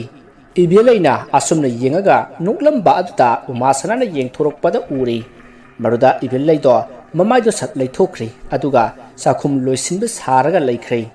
ꯃꯗꯨꯗ ꯎꯃꯥꯁꯅꯥꯗꯣ ꯌꯥꯝꯅ ꯆꯤꯡꯅꯈꯤ ꯑꯗꯨꯕꯨ ꯀꯔꯤꯅꯣ ꯃꯥꯅ ꯇꯧꯔꯤꯕꯁꯦ ꯍꯥꯏꯕꯁꯤꯗꯤ ꯈꯪꯈꯤꯗꯦ ꯑꯁꯨꯝꯅ ꯃꯇꯝ ꯑꯗꯨ ꯍꯧꯈ꯭ꯔꯦ ꯑꯍꯤꯡꯒꯤ ꯃꯇꯝ ꯑꯣꯏꯔꯛꯂꯤ ꯃꯇꯝ ꯑꯗꯨꯗ ꯎꯃꯥꯁꯅꯥꯒꯤ ꯅꯥꯀꯣꯡꯗ ꯑꯉꯥꯡ ꯑꯃꯅ ꯏꯃꯥ ꯍꯥꯏꯅ ꯍꯟꯖꯤꯟ ꯍꯟꯖꯤꯟ ꯀꯧꯕꯒꯤ ꯃꯈꯣꯜ ꯇꯥꯔꯛꯏ ꯃꯗꯨꯗ ꯎꯃꯥꯁꯅꯥꯗꯣ ꯐꯃꯨꯡꯗꯒꯤ ꯍꯧꯒꯠꯂꯛꯂꯤ ꯑꯗꯨꯒ ꯃꯥꯅ ꯇꯥꯔꯤꯕ ꯈꯣꯟꯖꯦꯜ ꯑꯗꯣꯝꯗ ꯑꯁꯨꯝ ꯂꯥꯛꯂꯤ ꯈꯣꯟꯖꯦꯜ ꯑꯗꯨꯅ ꯑꯁꯨꯝ ꯂꯥꯞꯊꯣꯛꯈꯤꯕꯗꯒꯤ ꯎꯃꯥꯁꯅꯥꯅ ꯈꯣꯟꯖꯦꯜ ꯑꯗꯨꯒꯤ ꯃꯥꯏꯀꯩ ꯇꯝꯅ ꯆꯦꯟꯕ ꯍꯧꯔꯛꯂꯤ ꯑꯗꯨꯒ ꯃꯆꯤꯟꯗ ꯑꯉꯥꯡ ꯑꯗꯨꯕꯨ ꯄꯨꯈꯤꯅꯨ ꯀꯅꯥꯅꯣ ꯑꯉꯥꯡ ꯑꯗꯨꯕు ꯄꯨꯔꯤꯕꯗꯨꯕꯣ ꯑꯉꯥꯡ ꯊꯅꯝꯃꯣ ꯍꯥꯏꯗꯨꯅ ꯂꯥꯎꯔꯗꯨꯅ ꯇꯥꯟꯅꯔꯤ ꯑꯁꯨꯝꯅ ꯃꯍꯥꯛꯅ ꯑꯉꯥꯡ ꯑꯗꯨ ꯇꯥꯟꯅꯔꯛꯄꯗ ꯃꯥꯒꯤ ꯃꯃꯥꯡꯗ ꯃꯥꯒꯤ ꯃꯅꯦꯝꯄꯣꯛ ꯏꯕꯦꯂꯩꯗꯣ ꯃꯁꯝ ꯃꯅꯥ ꯏꯐꯥ ꯐꯥꯔꯒ ꯃꯃꯤꯠ ꯏꯔꯥꯎ ꯂꯥꯎꯅ ꯄꯥꯡꯂꯒ ꯃꯈꯨꯠꯇ ꯏꯅ ꯇꯞ ꯇꯥꯔꯕ ꯊꯥꯡ ꯑꯃ ꯄꯥꯏꯗꯨꯅ ꯈꯪꯍꯧꯗꯅ ꯂꯦꯞꯂꯔꯤ ꯑꯗꯨꯒ ꯎꯃꯥꯁꯅꯥꯕꯨ ꯍꯥꯠꯀꯗꯕꯒꯤ ꯇꯥꯟꯅꯔꯛꯂꯤ ꯃꯇꯝ ꯑꯗꯨꯗ ꯎꯃꯥꯁꯅꯥꯅ ꯀꯅꯥ ꯂꯩꯕꯒꯦ ꯑꯩꯕꯨ ꯑꯃꯨꯛꯇ ꯀꯟꯕꯤꯌꯣ ꯍꯥꯏꯗꯨꯅ ꯂꯥꯎꯗꯨꯅ ꯆꯦꯜꯂꯛꯂꯤ ꯑꯁꯨꯝꯅ ꯃꯍꯥꯛꯅ ꯂꯥꯎꯕꯗꯨ ꯇꯥꯏꯕꯪ ꯐꯥꯎꯔꯛꯂꯗꯨꯅ ꯀꯟꯅ ꯂꯥꯎꯔꯛꯈꯤ ꯃꯗꯨꯗ ꯕꯪꯀꯅ ꯎꯃꯥꯁꯅꯥꯕꯨ ꯃꯁꯥ ꯅꯣꯝꯗꯨꯅ ꯍꯧꯗꯣꯔꯛꯈꯤ ꯃꯇꯝ ꯑꯗꯨꯗ ꯎꯃꯥꯁꯅꯥꯗꯣ ꯃꯤꯀꯞ ꯊꯣꯔꯛꯂꯤ ꯃꯍꯥꯛꯅ ꯃꯤꯀꯞ ꯊꯣꯔꯛꯄꯗ ꯁꯣꯔ ꯊꯕꯦꯠ ꯍꯣꯜꯂꯤ ꯑꯗꯨꯒ ꯕꯪꯀꯗ ꯃꯨꯟꯅ ꯌꯦꯡꯂꯒ ꯂꯩ ꯃꯗꯨꯗ ꯕꯪꯀꯅ ꯀꯩꯅꯣ ꯀꯩꯗꯧꯔꯒꯦ ꯍꯥꯏꯗꯨꯅ ꯍꯪꯉꯤ ꯃꯗꯨꯗ ꯎꯃꯥꯁꯅꯥꯅ ꯑꯩꯒꯤ ꯃꯪꯗ ꯏꯃꯥꯅ ꯑꯩꯕꯨ ꯍꯥꯠꯅꯅꯕ ꯇꯥꯟꯅꯔꯝꯃꯤ ꯍꯥꯏꯗꯨꯅ ꯄꯥꯎ ꯇꯝꯃꯤ ꯃꯗꯨꯗ ꯕꯪꯀꯅ ꯀꯩꯅꯣ ꯅꯪꯅ ꯍꯥꯏꯗꯣ ꯅꯪꯅ ꯏꯕꯥꯕꯨ ꯃꯤꯍꯥꯠꯄꯤ ꯑꯣꯏꯅ ꯈꯜꯂꯨꯔꯕ꯭ꯔꯣ ꯅꯪꯒꯤ ꯃꯗꯨꯒꯤ ꯐꯠꯇꯕ ꯀꯣꯛꯇꯨꯅꯅꯦ ꯏꯆꯥꯁꯨ ꯎꯅꯕ ꯐꯪꯗꯅ ꯃꯥꯡꯈ꯭ꯔꯦꯗꯅ ꯅꯪꯁꯦ ꯁꯨꯝ ꯂꯩꯃꯤꯟꯅꯕꯗ ꯑꯩꯈꯣꯏ ꯐꯥꯎꯕ ꯄꯨꯟꯁꯤ ꯇꯦꯟꯒꯗꯕ ꯃꯥꯜꯂꯤꯅꯦ ꯅꯪꯒꯨꯝꯕꯅ ꯏꯕꯥꯕꯨ ꯃꯤꯍꯥꯠꯄꯤ ꯑꯣꯏꯅ ꯎꯕ ꯌꯥꯕ꯭ꯔꯣ ꯏꯃꯥꯅ ꯃꯤꯍꯥꯠꯄꯤ ꯑꯣꯏꯅ ꯎꯔꯕꯗꯤ ꯑꯩꯕꯨꯅ ꯃꯤꯍꯥꯠꯄ ꯑꯣꯏꯅ ꯎꯕ꯭ꯔꯣ ꯕꯪꯀꯒꯤ ꯑꯁꯤꯒꯨꯝꯂꯕ ꯃꯊꯣꯡ ꯃꯔꯝ ꯈꯪꯗꯅ ꯁꯥꯎꯒꯠꯂꯛꯂꯤꯕ ꯑꯁꯤꯗ ꯎꯃꯥꯁꯅꯥꯅ ꯀꯩꯅꯣ ꯇꯥꯃꯣꯅ ꯍꯥꯏꯗꯨꯕꯨ ꯀꯔꯤꯅꯣ ꯑꯩꯗꯤ ꯇꯥꯃꯣꯗ ꯃꯪꯒꯤ ꯋꯥꯔꯤ ꯇꯝꯕꯅꯤ ꯁꯤꯗꯤ ꯃꯪꯒꯤ ꯋꯥꯔꯤꯅꯤ ꯑꯩ ꯏꯃꯥꯁꯤ ꯃꯤꯍꯥꯠꯄꯅꯤ ꯍꯥꯏꯕꯗꯤ ꯍꯥꯏꯈꯤꯗꯦꯗꯅ ꯌꯥꯔꯦ ꯅꯪꯅ ꯑꯗꯨꯃꯥꯏꯅ ꯏꯃꯨꯡꯁꯤꯗ ꯕꯗꯅꯥꯝ ꯄꯤꯕ ꯌꯥꯕ ꯏꯃꯨꯡ ꯅꯠꯇꯦ ꯈꯪꯉꯕ꯭ꯔꯥ ꯅꯪꯅ ꯏꯃꯥꯒ ꯕꯕꯥꯒꯁꯦ ꯁꯨꯡꯅꯨꯡ ꯅꯨꯡꯁꯤꯗꯦ ꯍꯥꯏꯕꯁꯦ ꯑꯩ ꯈꯪꯉꯤꯕꯅꯤ ꯑꯩꯗꯤ ꯏꯃꯥ ꯕꯕꯥꯕꯨ ꯅꯨꯡꯁꯤꯗꯕ ꯉꯝꯗꯦ ꯑꯗꯨꯅ ꯑꯩ ꯏꯃꯥ ꯕꯕꯥꯕꯨ ꯅꯨꯡꯁꯤꯗꯕ ꯃꯤ ꯈꯨꯗꯤꯡꯃꯛ ꯌꯨꯝꯁꯤꯗ ꯊꯝꯕ ꯉꯝꯃꯣꯏ ꯑꯗꯨꯅ ꯅꯪ ꯌꯨꯝꯁꯦ ꯊꯥꯗꯣꯛꯑꯒ ꯆꯠꯈꯤꯒꯗꯕꯅꯤ ꯀꯩꯅꯣ ꯇꯥꯃꯣ ꯑꯩ ꯀꯩꯁꯨ ꯍꯥꯏꯗꯤꯌꯦ ꯐꯔꯦ ꯑꯩ ꯂꯥꯜꯂꯦ ꯑꯩ ꯃꯇꯨꯡ ꯍꯥꯏꯔꯔꯣꯏꯕ ꯀꯞꯁꯤꯟ ꯂꯥꯎꯁꯤꯟꯅꯕꯅ ꯀꯥꯟꯅꯔꯣꯏ ꯍꯌꯦꯡꯃꯛ ꯌꯨꯝꯁꯦ ꯊꯥꯗꯣꯛꯂꯒ ꯆꯠꯈꯤꯒꯗꯕꯅꯤ ꯑꯁꯨꯝꯅ ꯍꯥꯏꯔꯝꯂꯒ ꯕꯪꯀꯗꯣ ꯁꯣꯐꯥꯗ ꯑꯣꯏꯅ ꯇꯨꯝꯃꯨꯔꯅꯤ ꯍꯥꯏꯗꯨꯅ ꯆꯠꯈ꯭ꯔꯦ ꯎꯃꯥꯁꯅꯥꯁꯨ ꯀꯔꯤꯅꯣ ꯇꯧꯔꯤꯕꯁꯤꯕꯨ ꯍꯥꯏꯗꯨꯅ ꯀꯞꯆꯍꯧꯔꯤ ꯑꯃꯗꯤ ꯉꯁꯥꯏ ꯃꯅꯦꯝꯄꯣꯛꯅ ꯃꯈꯣꯏꯒꯤ ꯀꯥꯗ ꯆꯪꯂꯝꯂꯤꯕ ꯑꯗꯨ ꯀꯔꯤꯒꯨꯝꯕ ꯈꯔꯗꯤ ꯁꯣꯏꯗꯅ ꯇꯧꯔꯝꯂꯒꯅꯤ ꯍꯥꯏꯕ ꯃꯍꯥꯛ ꯚꯥꯞ ꯇꯥꯔꯛꯂꯤ ꯃꯆꯥꯅꯨꯄꯥꯒ ꯃꯃꯧ ꯅꯨꯄꯤꯒ ꯂꯥꯎꯅꯔꯤꯕꯗꯨ ꯖꯤꯂꯥ ꯄꯔꯁꯤꯠ ꯇꯣꯝꯆꯥ ꯑꯃꯗꯤ ꯏꯕꯦꯂꯩꯁꯨ ꯇꯥꯔꯤꯕꯅꯤ ꯑꯗꯨꯕꯨ ꯇꯨꯃꯤꯟꯅ ꯂꯩꯈꯤ ꯃꯊꯪꯒꯤ ꯅꯣꯡꯉꯥꯜꯂꯦ ꯎꯃꯥꯁꯅꯥꯗꯨ ꯏꯃꯨꯡꯒꯤ ꯊꯕꯛ ꯂꯣꯏꯁꯤꯜꯂꯤ ꯑꯗꯨꯕꯨ ꯃꯍꯥꯛ ꯉꯁꯤꯗꯤ ꯃꯁꯥꯗꯣ ꯌꯥꯝꯅ ꯆꯣꯛꯊꯕ ꯍꯥꯏꯅꯤꯡ ꯍꯔꯥꯎꯇꯕ ꯃꯆꯤ ꯎꯪꯗꯨꯅ ꯂꯩꯕꯅ ꯊꯕꯛ ꯑꯃꯠꯇ ꯅꯪꯅꯗ꯭ꯔꯤ ꯃꯔꯝ ꯑꯗꯨꯅ ꯏꯃꯨꯡꯒꯤ ꯃꯤꯁꯤꯡ ꯌꯥꯝꯅ ꯁꯥꯎꯅꯈꯤ ꯃꯗꯨ ꯅꯪꯅꯅꯕ ꯍꯣꯕꯦ ꯇꯧꯕꯗ ꯁꯣꯏꯕꯗꯒꯤ ꯆꯥꯛꯈꯨꯝꯒꯤ ꯒ꯭ꯌꯥꯁ ꯑꯗꯣ ꯃꯩ ꯆꯥꯛꯈꯠꯂꯛꯇꯨꯅ ꯃꯩꯍꯧ ꯂꯥꯡꯄꯣꯛ ꯑꯃ ꯊꯣꯛꯈꯤ ꯑꯗꯨꯕꯨ ꯃꯇꯝ ꯆꯥꯅ ꯈꯪꯍꯧꯕꯗꯒꯤ ꯌꯥꯝꯅ ꯀꯥ ꯍꯦꯟꯅ ꯑꯃꯥꯡ ꯑꯇꯥꯗꯤ ꯊꯣꯛꯍꯧꯗ꯭ꯔꯤ ꯑꯗꯨꯕꯨ ꯌꯨꯝ ꯑꯗꯨꯗ ꯂꯩꯔꯤꯕ ꯃꯤꯑꯣꯏꯁꯤꯡꯅ ꯎꯃꯥꯁꯅꯥꯒ ꯂꯩꯃꯤꯟꯅꯕ ꯉꯝꯂꯔꯣꯏ ꯃꯥꯗꯤ ꯑꯉꯥꯎꯕꯤ ꯑꯣꯏꯔꯝꯂꯦ ꯍꯥꯏꯗꯨꯅ ꯕꯗꯅꯥꯝ ꯀꯌꯥ ꯄꯤꯁꯤꯟꯗꯨꯅ ꯃꯥꯕꯨ ꯇꯥꯟꯊꯣꯛꯄꯤꯔꯛꯈꯤ ꯎꯃꯥꯁꯅꯥꯁꯨ ꯏꯀꯥꯏꯕ ꯀꯌꯥ ꯄꯨꯗꯨꯅ ꯃꯄꯥꯝꯗ ꯍꯜꯂꯛꯈꯤ ꯃꯥꯅ ꯆꯠꯂꯝꯗꯥꯏꯗ ꯏꯕꯦꯂꯩꯗ ꯇꯨꯃꯤꯟꯅ ꯍꯥꯏꯔꯝꯃꯤ ꯅꯪꯅ ꯒ꯭ꯌꯥꯁ ꯑꯗꯣ ꯊꯥꯡꯅ ꯂꯦꯟꯊꯠꯂꯒ ꯂꯤꯛ ꯑꯣꯏꯍꯟꯕꯗꯣ ꯑꯩꯅ ꯈꯪꯂꯣꯏ ꯈꯜꯂꯤꯕ꯭ꯔꯥ ꯁꯤꯗꯒꯤꯗꯤ ꯑꯩꯅ ꯏꯆꯥꯒꯤ ꯂꯃꯟ ꯀꯔꯝꯅ ꯈꯨꯝꯂꯛꯄꯒꯦ ꯍꯥꯏꯕꯗꯣ ꯌꯦꯡꯉꯨ ꯑꯁꯤ ꯍꯥꯏꯔꯝꯂꯒ ꯆꯠꯈꯤꯕꯅꯤ ꯎꯃꯥꯁꯅꯥꯒꯤ ꯋꯥꯗꯨ ꯇꯥꯕꯗ ꯏꯕꯦꯂꯩꯁꯨ ꯀꯔꯤꯕꯨ ꯇꯧꯔꯛꯀꯗꯧꯔꯤꯕꯅꯣ ꯃꯥꯁꯨ ꯑꯃꯥꯏꯕ ꯇꯥꯟꯅꯒꯗꯧꯔꯤꯕ ꯖꯥꯠꯂꯥ ꯍꯥꯏꯗꯨꯅ ꯊꯃꯣꯏꯗ ꯆꯤꯡꯅꯗꯨꯅ ꯑꯃꯥꯏꯕ ꯀꯨꯃꯥꯔ ꯇꯥꯟꯅꯈꯤ ꯃꯗꯨꯗ ꯑꯃꯥꯏꯕ ꯀꯨꯃꯥꯔꯅ ꯀꯔꯤꯒꯨꯝꯕ ꯑꯃꯠꯇ ꯆꯤꯡꯅꯗꯅꯕ ꯍꯥꯏꯗꯨꯅ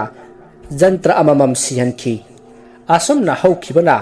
ꯆꯍꯤ ꯑꯃ ꯍꯧꯖꯤꯟꯈ꯭ꯔꯦ ꯅꯨꯃꯤꯗꯥꯡꯒꯤ ꯃꯇꯝꯅꯤ ꯉꯍꯥꯟꯋꯥꯏ ꯂꯩꯄꯨꯡ ꯐꯝꯕ ꯑꯍꯟꯁꯤꯡꯗꯨ ꯉꯁꯤꯁꯨ ꯐꯝꯂꯤ ꯑꯍꯟ ꯑꯃꯅ ꯉꯥꯏꯈꯣꯅꯦ ꯅꯈꯣꯏꯕꯨ ꯄꯥꯎ ꯑꯃ ꯇꯥꯜꯂꯛꯄ꯭ꯔꯣ ꯑꯣꯖꯥ ꯀꯔꯤ ꯄꯥꯎꯅꯣꯅꯦ ꯑꯩꯈꯣꯏꯗꯤ ꯇꯥꯗꯦꯕꯣ ꯍꯦꯔꯥ ꯁꯤꯅꯤ ꯖꯤꯂꯥ ꯄꯔꯁꯤꯠ ꯇꯣꯝꯆꯥꯒꯤ ꯃꯃꯧ ꯅꯨꯄꯤ ꯌꯥꯏꯃꯗꯨ ꯃꯄꯥꯝꯗ ꯂꯩꯗꯅ ꯃꯗꯨ ꯑꯃꯥꯏꯕꯤ ꯇꯝꯕꯗꯒꯤ ꯌꯥꯝ ꯍꯩꯔꯦ ꯍꯥꯏꯗꯅ ꯃꯤ ꯃꯌꯥꯝ ꯍꯥꯏꯅꯩꯅꯦ ꯃꯗꯨ ꯑꯩꯗꯤ ꯖꯤꯂꯥ ꯄꯔꯁꯤꯠꯀꯤ ꯏꯃꯨꯡꯗ ꯂꯃꯟ ꯈꯨꯝꯂꯛꯀꯗꯕ ꯃꯥꯜꯂꯤ ꯉꯍꯥꯟꯁꯨ ꯖꯤꯂꯥ ꯄꯔꯁꯤꯠꯀꯤ ꯏꯃꯨꯡꯗꯨ ꯑꯍꯤꯡꯗ ꯑꯉꯥꯡ ꯑꯃꯅ ꯌꯨꯝꯖꯥꯏꯗ ꯀꯣꯏꯆꯦꯟ ꯆꯦꯟꯗꯅ ꯁꯥꯟꯅꯕꯒꯤ ꯃꯈꯣꯜ ꯇꯥꯏ ꯍꯥꯏꯗꯅ ꯀꯣꯏꯂꯥꯡ ꯂꯥꯡꯅ ꯃꯥꯜꯂꯦꯅꯦ꯫ ꯑꯣꯖꯥ, ꯑꯩꯅ ꯉꯝꯕꯅ ꯑꯃ ꯃꯥꯅ ꯉꯝꯕꯅ ꯑꯃ ꯍꯥꯏꯗꯨꯅꯤ꯫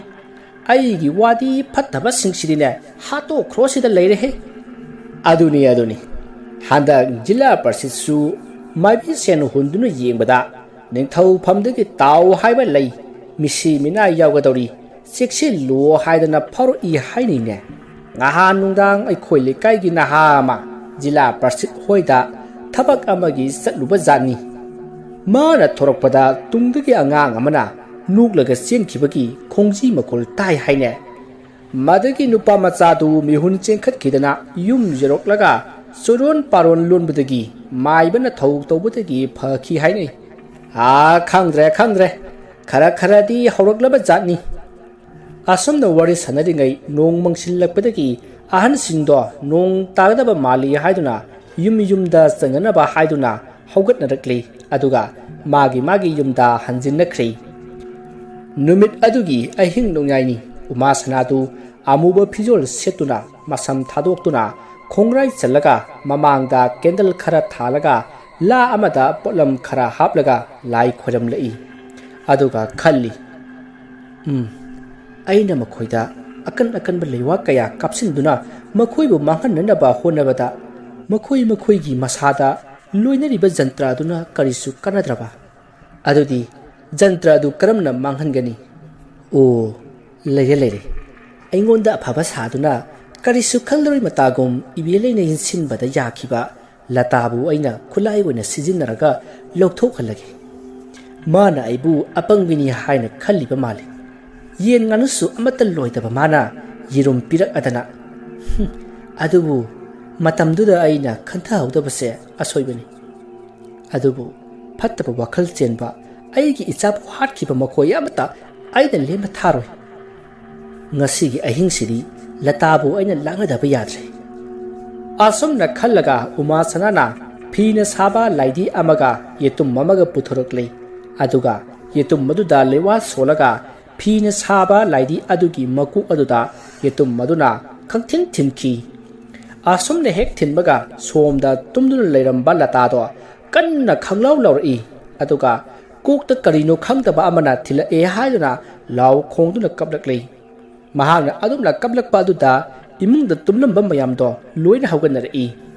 ꯑꯗꯨꯒ ꯀꯩꯗꯧꯔꯒꯦ ꯍꯥꯏꯗꯨꯅ ꯍꯪꯉꯤ꯫ ꯃꯗꯨꯗ ꯂꯇꯥꯅ ꯑꯩꯒꯤ ꯀꯣꯛꯇ ꯀꯔꯤꯅꯣ ꯑꯃꯅ ꯀꯛ ꯊꯤꯜꯂꯛꯏ, ꯑꯩ ꯅꯥꯕꯅ ꯁꯤꯔꯦ ꯍꯥꯏꯗꯨꯅ ꯊꯔꯣ ꯑꯣꯟꯗꯨꯅ ꯀꯞꯂꯤ꯫ ꯃꯗꯨꯗ ꯌꯨꯝ ꯑꯗꯨꯒꯤ ꯑꯍꯟ ꯑꯃꯅ ꯀꯅꯥꯅꯣ ꯑꯃ ꯃꯥꯏꯕ ꯀꯧꯔꯨꯁꯣ ꯍꯥꯏꯗꯨꯅ ꯍꯥꯏꯕꯗꯒꯤ ꯂꯇꯥꯗꯣ ꯑꯃꯨꯛ ꯍꯟꯊꯔꯛꯂꯤ꯫ ꯃꯗꯨꯗ ꯂꯇꯥꯒꯤ ꯃꯆꯦ ꯌꯨꯝ ꯑꯗꯨꯒꯤ ꯃꯋꯥꯍꯟ ꯑꯗꯨꯅ ꯈꯔ ꯐꯔꯕ꯭ꯔꯣ ꯂꯇꯥ ꯅꯪꯕꯨ ꯍꯥꯏꯗꯨꯅ ꯍꯪꯉꯤ꯫ ꯃꯗꯨꯗ ꯂꯇꯥꯅ ꯍꯣꯏ ꯏꯆꯦ, ꯀꯩꯁꯨ ꯇꯧꯗ꯭ꯔꯦ, ꯉꯥꯏꯍꯥꯛꯇꯪꯗꯨꯗꯤ ꯁꯤꯒꯦ ꯇꯧꯏ ꯍꯥꯏꯗꯨꯅ ꯄꯥꯎ ꯇꯝꯃꯤ꯫ ꯑꯁꯨꯝꯅ ꯂꯇꯥꯅ ꯅꯤꯝꯊꯔꯛꯄ ꯑꯗꯨꯗ ꯃꯥꯏꯕ ꯀꯧꯕ ꯆꯠꯀꯦ ꯇꯧꯔꯝꯕꯗꯣ ꯀꯧꯈꯤꯗ꯭ꯔꯦ꯫ ꯁꯣꯝꯗꯅ ꯎꯃꯥꯁꯅꯥꯅ ꯂꯥꯏꯙꯤ ꯑꯗꯨꯗ ꯃꯨꯟꯅ ꯌꯦꯡꯗꯨꯅ ꯂꯩꯔꯤ꯫ ꯑꯗꯨꯒ ꯂꯥꯏꯙꯤ ꯑꯗꯣ ꯃꯥꯒꯤ ꯄꯣꯂꯥꯡ ꯑꯃꯗ ꯍꯥꯞꯆꯤꯟꯈ꯭ꯔꯦ꯫ ꯑꯗꯨꯒ ꯉꯥꯏꯍꯥꯛ ꯈꯨꯕꯥꯛ ꯈꯨꯗꯨꯅ ꯂꯩꯋꯥ ꯑꯃ ꯀꯞꯇꯨꯅ ꯁꯣꯜꯂꯛꯏ꯫ ꯑꯁꯨꯝꯅ ꯁꯣꯜꯂꯛꯄ ꯑꯁꯤꯗ ꯃꯥꯒꯤ ꯑꯀꯣꯏꯕꯗ ꯑꯉꯥꯡ ꯀꯌꯥ ꯑꯃ ꯂꯥꯛꯂꯦ꯫ ꯑꯗꯨꯒ ꯏꯃꯥ ꯍꯥꯏꯗꯨꯅ ꯀꯧꯔꯛꯏ꯫ ꯃꯗꯨꯗ ꯎꯃꯥꯁꯅꯥꯅ ꯅꯈꯣꯏ ꯂꯥꯛꯂꯕꯅꯤꯅ ꯐꯔꯦ, ꯅꯈꯣꯏ ꯉꯔꯥꯡ ꯅꯈꯣꯏꯅ ꯆꯠꯂꯨꯕ ꯌꯨꯝ ꯑꯗꯨꯗ ꯆꯠꯇꯨꯅ ꯑꯀꯤ ꯑꯈꯪ ꯄꯤꯔꯨꯆꯣ, ꯃꯈꯣꯏꯒꯤ ꯇꯨꯝꯕ ꯀꯥꯏꯍꯜꯂꯨꯆꯣ ꯍꯥꯏꯗꯨꯅ ꯊꯥꯔꯛꯂꯤ꯫ ꯃꯗꯨꯗ ꯑꯉꯥꯡ ꯃꯌꯥꯝꯗꯣ ꯂꯥꯎ ꯈꯣꯡꯗꯨꯅ ꯃꯥꯡꯈ꯭ꯔꯦ꯫ ꯑꯁꯨꯝꯅ ꯑꯉꯥꯡꯁꯤꯡꯗꯨꯅ ꯂꯥꯛꯄꯗ ꯋꯥꯡ ꯆꯥꯎꯔꯕ ꯂꯥꯏꯃꯨ ꯑꯃ ꯏꯕꯦꯂꯩ ꯍꯣꯏꯒꯤ ꯊꯣꯡꯒꯥꯜꯗ ꯂꯦꯞꯂꯒ ꯂꯩꯔꯝꯈꯤ꯫ ꯂꯥꯏꯃꯨ ꯑꯗꯣ ꯑꯃꯥꯏꯕ ꯀꯨꯃꯥꯔꯅ ꯊꯥꯔꯛꯂꯤꯕꯅꯤ꯫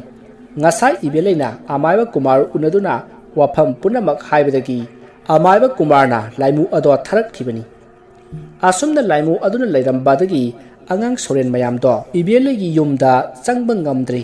ꯃꯔꯝ ꯑꯗꯨꯅ ꯑꯃꯨꯛ ꯍꯜꯂꯛꯇꯨꯅ ꯎꯃꯥꯁꯅꯥꯗ ꯋꯥꯔꯝ ꯄꯨꯝꯅꯃꯛ ꯇꯝꯂꯔꯤ꯫ ꯄꯥꯎ ꯑꯗꯨ ꯇꯥꯕꯗ ꯎꯃꯥꯁꯅꯥꯅ ꯌꯥꯝꯅ ꯁꯥꯎꯅ ꯃꯗꯨꯒꯤ ꯃꯥꯏꯕꯗꯣ ꯑꯩꯕꯨ ꯃꯥꯡꯍꯟꯈꯤꯕ ꯃꯤꯁꯛꯅꯤ, ꯃꯥꯕꯨ ꯑꯣꯏꯅ ꯂꯦꯝꯅ ꯈꯛ ꯊꯥꯔꯣꯏ꯫ ꯐꯔꯦ, ꯉꯁꯤꯒꯤꯗꯤ ꯑꯩ ꯇꯣꯛꯂꯒꯦ꯫ ꯑꯃꯥꯏꯕ ꯀꯨꯃꯥꯔ, ꯅꯪꯅ ꯏꯕꯦꯂꯩꯕꯨ ꯀꯟꯕ ꯉꯝꯕ꯭ꯔꯥ ꯍꯥꯏꯕꯗꯣ ꯌꯦꯡꯒꯦ ꯈꯪꯒꯅꯤꯗꯅ꯫ ꯑꯁꯨꯝꯅ ꯍꯥꯏꯔꯝꯂꯒ ꯎꯃꯥꯁꯅꯥꯗꯣ ꯏꯃꯨꯡꯗ ꯆꯪꯈꯤ꯫ ꯅꯨꯃꯤꯠꯇꯨꯒꯤ ꯅꯣꯡꯉꯥꯟꯕꯗ ꯏꯕꯦꯂꯩꯗꯣ ꯀꯨꯃꯥꯔꯒꯤ ꯃꯅꯥꯛꯇ ꯂꯥꯛꯇꯨꯅ ꯉꯔꯥꯡꯗꯤ ꯀꯔꯤꯁꯨ ꯇꯧꯔꯛꯇꯦ ꯍꯥꯏꯗꯨꯅ ꯄꯥꯎ ꯇꯝꯂꯤ꯫ ꯃꯗꯨꯗ ꯀꯨꯃꯥꯔꯅ ꯍꯥꯏ ꯑꯩꯁꯦ ꯀꯨꯃꯥꯔꯅꯤꯅꯦ ꯀꯨꯃꯥꯔ ꯑꯁꯤ ꯍꯥꯏꯗꯨꯅ ꯅꯣꯛꯈꯤ ꯃꯁꯤꯒꯤ ꯃꯇꯨꯡ ꯅꯨꯃꯤꯠꯇꯨꯒꯤ ꯅꯨꯃꯤꯗꯥꯡ ꯋꯥꯏꯔꯝꯗ ꯎꯃꯥꯁꯅꯥꯗꯣ ꯃꯃꯥꯏ ꯃꯃꯤꯠ ꯈꯨꯝꯗꯨꯅ ꯃꯤꯔꯛ ꯌꯦꯡꯂꯒ ꯂꯇꯥ ꯍꯣꯏꯒꯤ ꯌꯨꯝꯗ ꯂꯥꯛꯈꯤ ꯃꯇꯝ ꯑꯗꯨꯗ ꯂꯇꯥꯗꯣ ꯃꯥꯡꯒꯣꯜꯗ ꯐꯤ ꯁꯥꯗꯨꯅ ꯂꯩꯔꯝꯃꯤ ꯃꯗꯨꯗ ꯎꯃꯥꯁꯅꯥꯅ ꯏꯆꯦ ꯐꯤ ꯁꯥꯔꯤꯔꯣ ꯍꯥꯏꯗꯨꯅ ꯀꯥꯈꯠꯂꯛꯏ ꯂꯇꯥꯗꯣ ꯎꯃꯥꯁꯅꯥꯒꯤ ꯈꯣꯟꯖꯦꯜ ꯇꯥꯕꯗ ꯐꯠ ꯂꯩꯊꯣꯔꯛꯏ ꯑꯗꯨꯒ ꯏꯄꯥ ꯐꯥꯈꯠꯅ ꯎꯃꯥ ꯅꯪꯗꯤ ꯀꯗꯣꯝꯗꯒꯤꯅꯣ ꯌꯥꯝ ꯊꯥꯖꯗꯅ ꯂꯥꯛꯑꯣ ꯀꯥꯈꯠꯂꯛꯑꯣ ꯍꯥꯏꯗꯨꯅ ꯀꯣꯟꯗꯒꯤ ꯀꯨꯝꯊꯔꯒ ꯐꯤꯗꯥ ꯂꯧꯊꯣꯛꯅꯅꯕ ꯇꯧꯏ ꯃꯗꯨꯗ ꯎꯃꯥꯁꯅꯥꯅ ꯌꯥꯔꯅꯤ ꯏꯆꯦ ꯑꯩ ꯋꯥ ꯑꯃ ꯍꯥꯏꯒꯦ ꯂꯥꯛꯄꯅꯤ ꯑꯁꯤ ꯍꯥꯏꯔꯒ ꯂꯇꯥꯒꯤ ꯃꯈꯨꯠꯇ ꯇꯥꯞ ꯂꯥꯎꯅ ꯐꯥꯈꯤ ꯎꯃꯥꯁꯅꯥꯒꯤ ꯃꯇꯧ ꯑꯗꯨꯗ ꯁꯣꯝꯗ ꯂꯇꯥꯗꯤ ꯃꯤꯍꯨꯟ ꯁꯨꯗ꯭ꯔꯦ ꯉꯔꯥꯡ ꯃꯥꯅ ꯇꯧꯔꯤꯕ ꯑꯗꯨꯁꯨ ꯎꯃꯥꯁꯅꯥꯅꯅꯤ ꯍꯥꯏꯕ ꯃꯍꯥꯛ ꯈꯪꯂꯤꯕꯅꯤ ꯑꯗꯨꯕꯨ ꯃꯌꯥꯝꯗ ꯍꯥꯏꯔꯨꯕ ꯌꯥꯕ ꯋꯥꯐꯝ ꯅꯠꯇꯕꯅꯤꯅ ꯃꯍꯥꯛ ꯀꯅꯥꯃꯠꯇꯗ ꯍꯥꯏꯈꯤꯗꯦ ꯑꯃꯗꯤ ꯑꯃꯥꯏꯕ ꯑꯃꯥꯏꯕꯤ ꯌꯦꯡꯒꯗꯕꯁꯨ ꯑꯃꯥꯏꯕ ꯑꯃꯥꯏꯕꯤꯅ ꯂꯣꯏꯅ ꯈꯪꯈ꯭ꯔꯒ ꯋꯥ ꯂꯥꯎꯈꯤꯗ꯭ꯔꯥ ꯍꯥꯏꯗꯨꯅ ꯀꯤꯗꯨꯅ ꯀꯅꯥꯃꯠꯇꯗꯁꯨ ꯌꯦꯡꯗ꯭ꯔꯦ ꯃꯗꯨꯗ ꯂꯇꯥꯅ ꯎꯃꯥ ꯀꯩꯅꯣ ꯑꯩꯒꯤ ꯈꯨꯠ ꯐꯥꯔꯤꯁꯤꯕꯣ ꯍꯥꯏꯗꯨꯅ ꯍꯪꯉꯤ ꯃꯗꯨꯗ ꯎꯃꯥꯁꯅꯥꯅ ꯂꯇꯥꯗ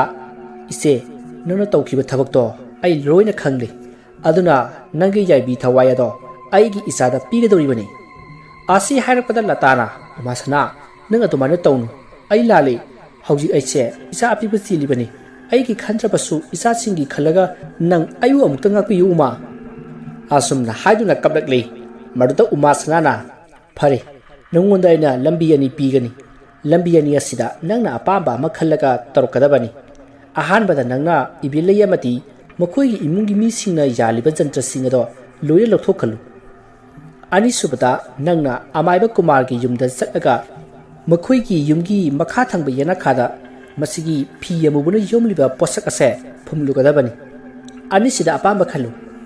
ꯎꯃꯥꯁꯅꯥꯒꯤ ꯋꯥꯗꯨ ꯇꯥꯕꯗ ꯂꯇꯥꯅ ꯎꯃꯥ ꯑꯅꯤꯃꯛꯇꯣ ꯑꯔꯥꯏꯕ ꯑꯃꯠꯇ ꯅꯠꯇꯦ ꯑꯗꯨ ꯅꯠꯇꯕ ꯑꯃ ꯍꯥꯏꯌꯣ ꯏꯆꯦ ꯁꯣꯏꯗꯅ ꯇꯧꯒꯦ ꯍꯥꯏꯅ ꯍꯥꯏꯖꯔꯛꯏ ꯃꯗꯨꯗ ꯎꯃꯥꯁꯅꯥꯅ ꯐꯔꯦ ꯏꯆꯦ ꯑꯗꯨꯗꯤ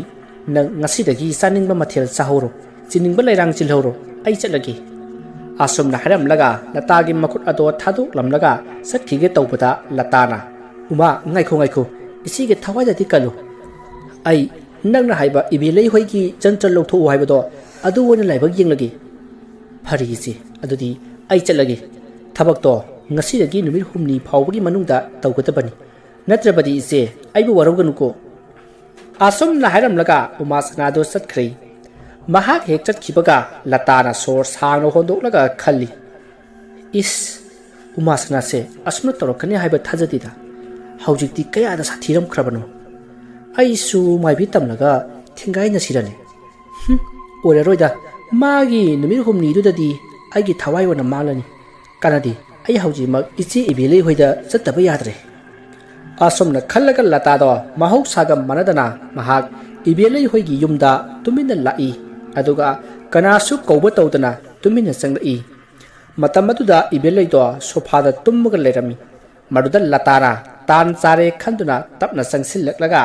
ꯏꯕꯦꯜꯂꯩꯒꯤ ꯖꯟꯇ꯭ꯔ ꯑꯗꯨꯕꯨ ꯃꯨꯟꯅ ꯌꯦꯡꯉꯤ ꯑꯗꯨꯒ ꯖꯟꯇ꯭ꯔ ꯑꯗꯨꯕꯨ ꯀꯔꯝꯅ ꯊꯥꯗꯠꯁꯤꯒꯦ ꯍꯥꯏꯗꯨꯅ ꯈꯜꯂꯛꯏ ꯃꯁꯤꯗꯒꯤ ꯃꯍꯥꯛꯅ ꯑꯀꯣꯏꯕ ꯑꯗꯨꯗ ꯀꯣꯏꯅ ꯁꯨꯝ ꯌꯦꯡꯂꯛꯄꯗ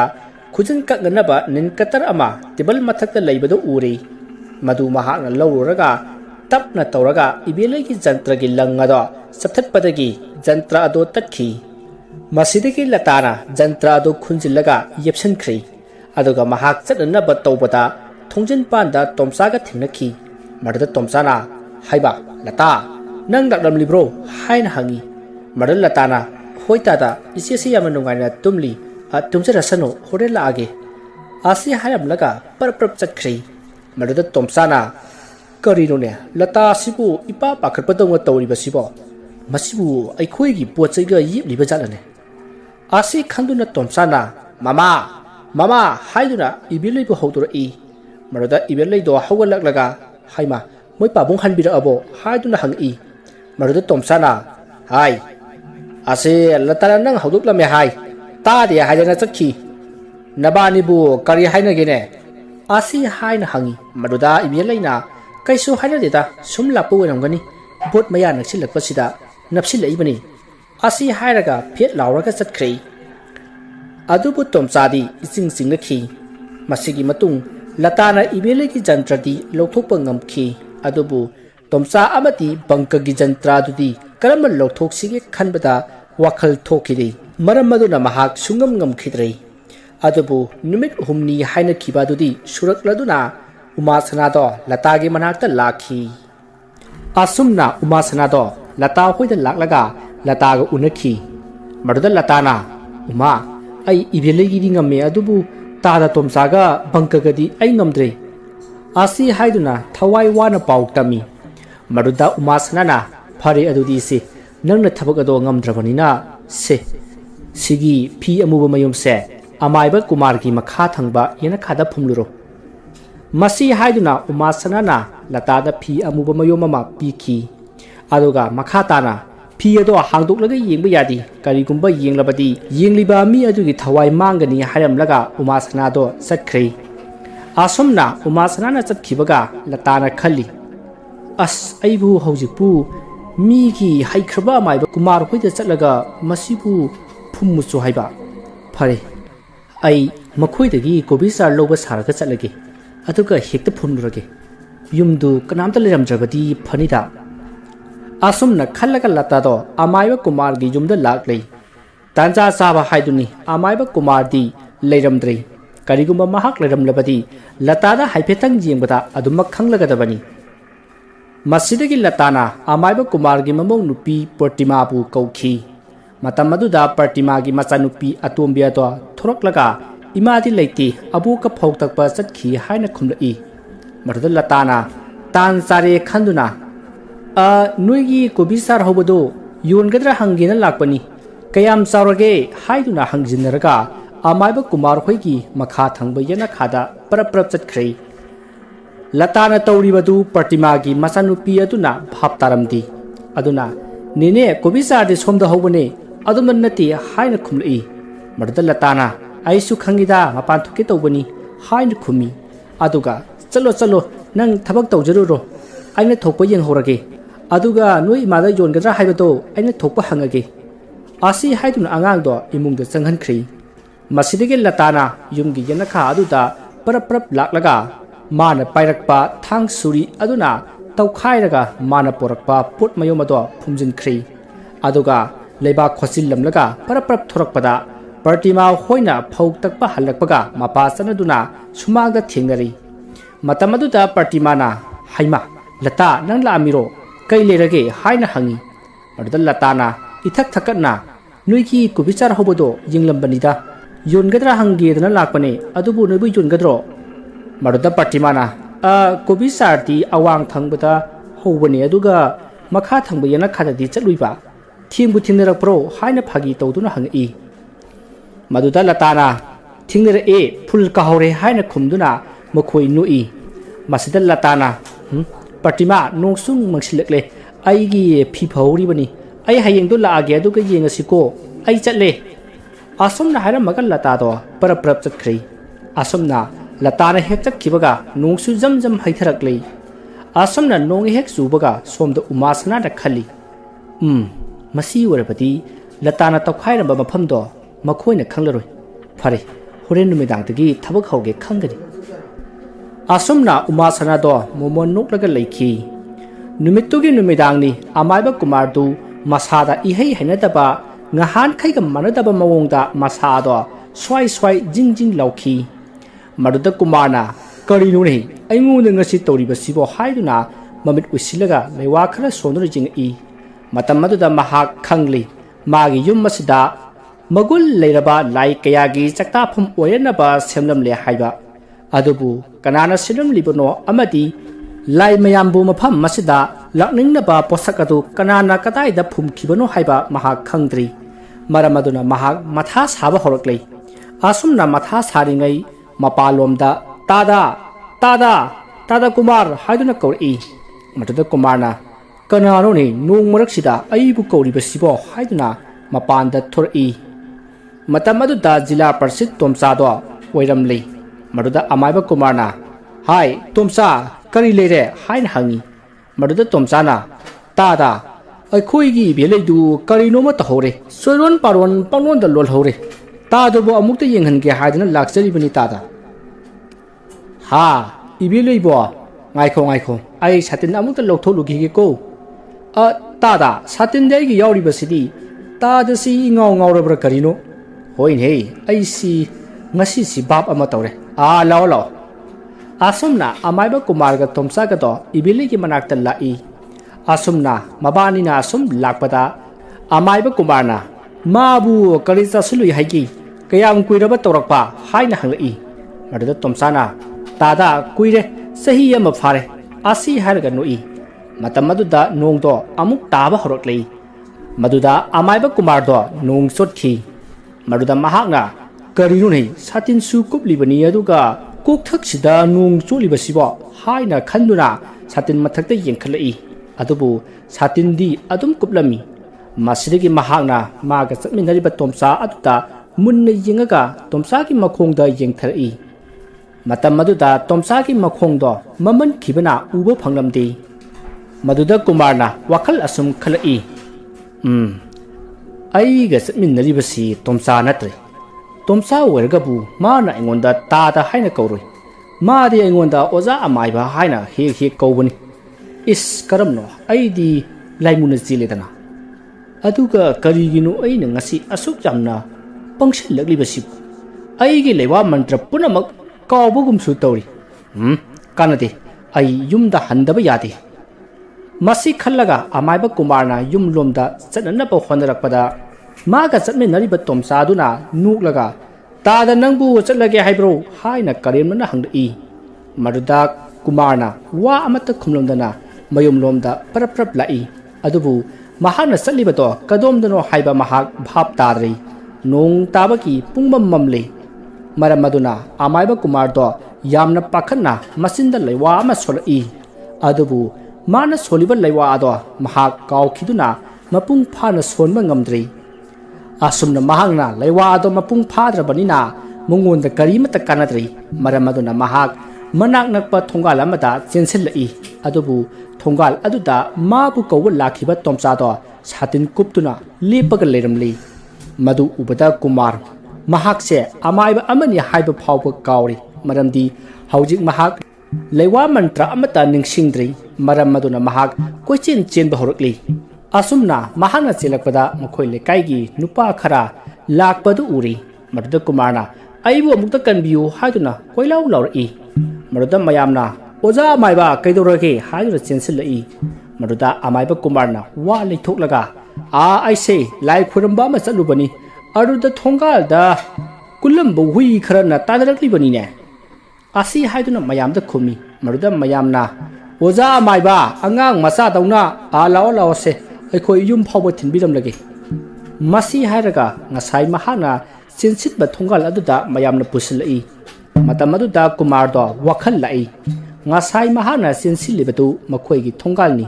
laimu aduna tomsa saraga mabu thongal aduda hangat handa koipu khibani haiba mahak bab tarakle masidigi mayamna oza adudi yum su yorobani na lebi horo asi haiduna thanamlaga mayamado chanakhri amaiba kumar su nongna pungchot chotlaga lekho mo lainango imungda sangi maduda magi nupina kaino tori basibo kadai da muksunduri bano hain hangi maduda amaiba kumar do wa amata ngangdana mafi hongdokle aduga mokhong makut hamdoklaga phamungda adumak tumba sangkhri maduda magi nupina chakrorabane chakathuaga tummo haina hairi maduda amaiba kumarna aidi chararoi haiduna adumak tuminna leikhri maduda magi nupiduna kaino ngasi mana tori basibo haiduna khallaga sakhumda chakhi somdana umasana do momon nukli aduga khalli khanglabra ngasi di amaiba kumar nangi matam lorabani phai khangani ibelai nang amuk laknagi khangani dana asomna khallaga mahak mana pariba yetum maduna lewa solaga ibelai gi photo aduda thinki maruda somda tv yengduna leiriba ibelai do magi mabuktu khangthin thilai maruda ibelai do ai sire haduna lawri maruda tomsaga bangkagana kaidorage haduna hangi maruda ibelai na aigi puksei yamanare kayo toriba sibo haduna lawki maruda tomsana hai madu moigi posem ga do werongani ngahan lata la ambadu posem torong basoidana werongani kamdong ni sidi asi haiduna matha sarai maduda bangkana ima nangi pambumda kiba jantradudi udina asi haiduna mama ta hari maduda mama na yengakpada magi jantra do kiramdri masidigi tomsana kada aya tahorabnone mama nangbu jantra du phawwa sinaba ngamdrabro asi haiduna serai somdan umasana laidi ama puthuraklaga laidi adugi mabukta ke kru maru ama namsili adumne hek tawbaga somda lengba thinba khara phare haiduna leiramba ibelaido mabukto asum kankhalakle maram maduna tomcha amati bangka ngakpana kham thenglei masidagi tomchana maiba ama kaudaba yararoi haiduna amaiba kauba na ba honeri maduda ibelaina amaiba kumaroina kaubir u haina hairakhi maduda tomchana hoi haiduna parap chatkhri adubu somda ibelaidi magi mabukado asum kankhalakuna masa ado wabana kham thenglei masa ado lengam sangamdri masigi sumathakta kanagumba nupi yamana yana khada khana nupugi makhol na sonana taki amadi masa adusu sikpa naba kayama toroklei masida natana mamitta kira basaktam kayama magi phamungi akoibada lepagum mahang uki adubu thawena munna yengsilubadana hekta leiramdi mamagi matawadu da bangkasu tawpham khangdri asuna leiringai mapa tomsasu Dr. Khilionbu puduna laklei madu ubata ibelaina amaiba kumarpur u harga Dr. Oinapur I haduna yamna saurami maduda tomsana amaiba kumardi masa ngamdre aduna phamungdagi hendre hayeng ayuk lakpa yabra yenge hari haina tomsana ibelai da tami masidagi Dr. Khilena ine ai amukta yengjage ai khoisu miwai kaya kan khrabani ne asi haiduna ibelegi pungning phatharami adubu ibelegi Dr. Khilengi wa ado ita taramdi adubu Dr. Khilena yenglaba matung mabu kankaliba si hanthanaba hidak ama thasi haiduna bangkabu hidak leiba thakri masidagi bangkasu ngaihak leraga Dr. Khilena iriba hidak ado leiraga laklei masidagi Dr. Khilena hidak ado ibeleida kapki asumna mahakna kapada Dr. Khilendo akoiba aduda koyeng jingi asumna kaplubadagi asomda umasnana magi manakta leiriba laidi adugi mabukta namsinkiba ke kurmarudo lawthoklei asomna hek lawthokpadagi ibelegi mabu akangbado hanthaраklei maruda ibeleina is aidi laigi nungchit oiraboi khaluredana asi haidana sor hondui maruda Dr. Khilena ine aikhoisu sahi kaya changna mapalebakta ihai tamduribani ne asi haiduna wari sari maruda ibelaina phare ibungo nana yengbidana ne yama nungaire asuna wari sanaraga Dr. Khilendo mahaksu thabak lorabanina mayum lomda halaklei tomsa bangka amadi ibelisu lehori matamadu da Dr. Khilena asum lakpada mahakna khalli karino ngasai aina hidak kaplamdaida aige nakongda hairambadu ngasidi nangi mingchat talo ke cruise labani haiba adudi ini ibelegi si muigi posem haibadu soidana wairamgani hayeng kai ai magi layeng ba lakpa yatre sire naraga ne aingoda badana moina bani asumna khallaka Dr. Khilendo mayum jewona ba parap chatkhrai somda umasana na nuklaga nungaida ngasigi kumhai asidi aine hek pamba haibadu thoe phai ngasigi numisida amaiba kumarbu matik thokan laknagi hayeng nongan khrabadi mahakna magi oza kaya ga tanaduna aine toribase soidana khangkhragani aduna ngasi ahing losindaba yadi asumna khallaga umasana mana sanaba storen singdo kouba horaklei asumna kaurakpada angang singadusu laklei aduga karigi kauribano haina hanglei maruda umasana taw nakhoi punamak ngasidi nakhoi ge chakthak piragi mafam masidagi nungchup thangba maikairomda amwo maikhu kaduna khoyum layam kaya ama khudinaribani mafam aduda chatlaga tumduna leiriba ahal loraba amaiba kumar adubu nakhoina laknaba yaba laknaraga yaibi thawaya do laururu asumna umasana na hairakpada angang amana palem imanang na hariba mafam aduda aikhoisu haujik leiruribani adubu hariba hanadudi matik leiba amaibani mahangna aikhoibu soidna phajinkiba haibasimadi soidrabani ma hai sasa karigi na khoina nama aigi itipudi khangdribano ꯆꯠꯂꯣ ꯃꯗꯨꯒꯤ ꯑꯃꯥꯏꯕ ꯑꯗꯨꯗꯤ ꯃꯌꯥ ꯌꯥꯎꯗ꯭ꯔꯕ ꯀꯩꯒ ꯄꯥꯡꯈꯛ ꯑꯣꯏꯔꯕꯅꯤ ꯅꯈꯣꯏꯅ ꯏꯔꯥꯏ ꯂꯥꯏꯅ ꯁꯥꯟꯅꯕ ꯌꯥꯒꯗꯧꯔꯤꯕꯅꯤꯅꯦ ꯑꯩꯅ ꯃꯥꯕꯨ ꯉꯁꯤꯒꯤ ꯑꯣꯏꯅ ꯃꯥꯒꯤ ꯂꯩꯋꯥ ꯃꯟꯇ꯭ꯔ ꯄꯨꯝꯅꯃꯛ ꯀꯥꯎꯍꯟꯈ꯭ꯔꯕꯅꯤ ꯑꯗꯨꯅ ꯅꯈꯣꯏꯗ ꯀꯔꯤꯃꯠꯇ ꯇꯧꯔꯛꯂꯣꯏ ꯉꯍꯥꯟ ꯃꯈꯩ ꯃꯥꯅ ꯂꯥꯛꯅꯈꯤꯕꯒꯤ ꯂꯃꯟ ꯈꯨꯝꯖꯔꯨꯔ ꯆꯠꯂꯨ ꯑꯁꯨꯝꯅ ꯎꯃꯥꯁꯅꯥꯅ ꯍꯥꯏꯕꯗꯒꯤ ꯑꯉꯥꯡ ꯇꯦꯋꯥꯟꯁꯤꯡꯗꯣ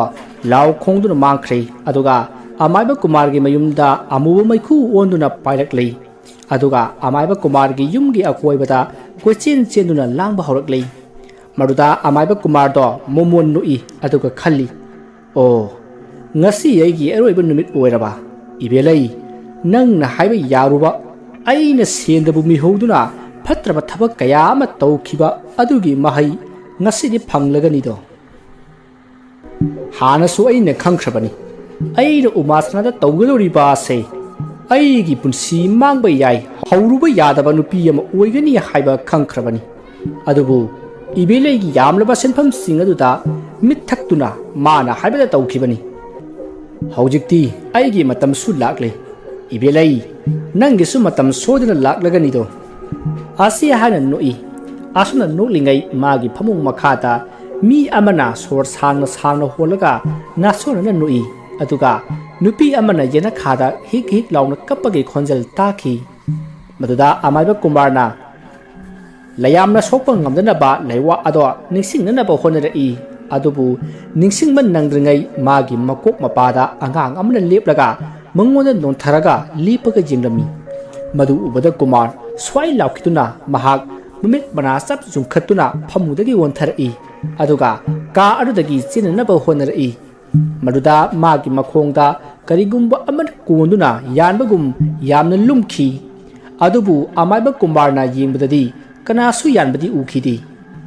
ꯃꯇꯝ ꯑꯗꯨꯗ ꯃꯥꯒꯤ ꯅꯨꯄꯤꯅ ꯃꯄꯥꯟꯗꯒꯤ ꯀꯅꯥ ꯀꯅꯥ ꯂꯩꯒꯦ ꯊꯣꯡꯁꯦ ꯍꯥꯡꯉꯨ ꯀꯔꯤꯒꯤ ꯊꯣꯡ ꯂꯣꯟꯁꯤꯜꯂꯝꯂꯤꯕꯅꯣ ꯍꯥꯏꯗꯨꯅ ꯊꯣꯡ ꯑꯗꯨꯗ ꯗꯪ ꯗꯪ ꯊꯤꯜꯂꯛꯏ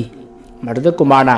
ꯑꯩ ꯍꯥꯡꯒꯦ ꯍꯥꯏꯗꯨꯅ ꯆꯦꯟꯊꯣꯔꯛꯂꯒ ꯊꯣꯡ ꯑꯗꯨ ꯍꯥꯡꯉꯤ ꯑꯗꯨꯝꯅ ꯃꯍꯥꯛꯅ ꯊꯣꯡ ꯑꯗꯨ ꯍꯥꯡꯂꯨꯕꯗ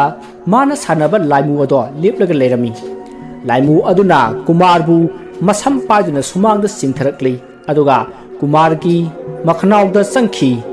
ꯃꯇꯝ ꯑꯗꯨꯗ ꯀꯨꯃꯥꯔꯗꯣ ꯌꯥꯝꯅ ꯀꯟꯅ ꯂꯥꯎ ꯈꯣꯡꯈꯤ ꯑꯗꯨꯕꯨ ꯃꯥꯅ ꯂꯥꯎꯔꯤꯕꯗꯣ ꯀꯅꯥꯃꯠꯇꯅ ꯇꯥꯈꯤꯗꯦ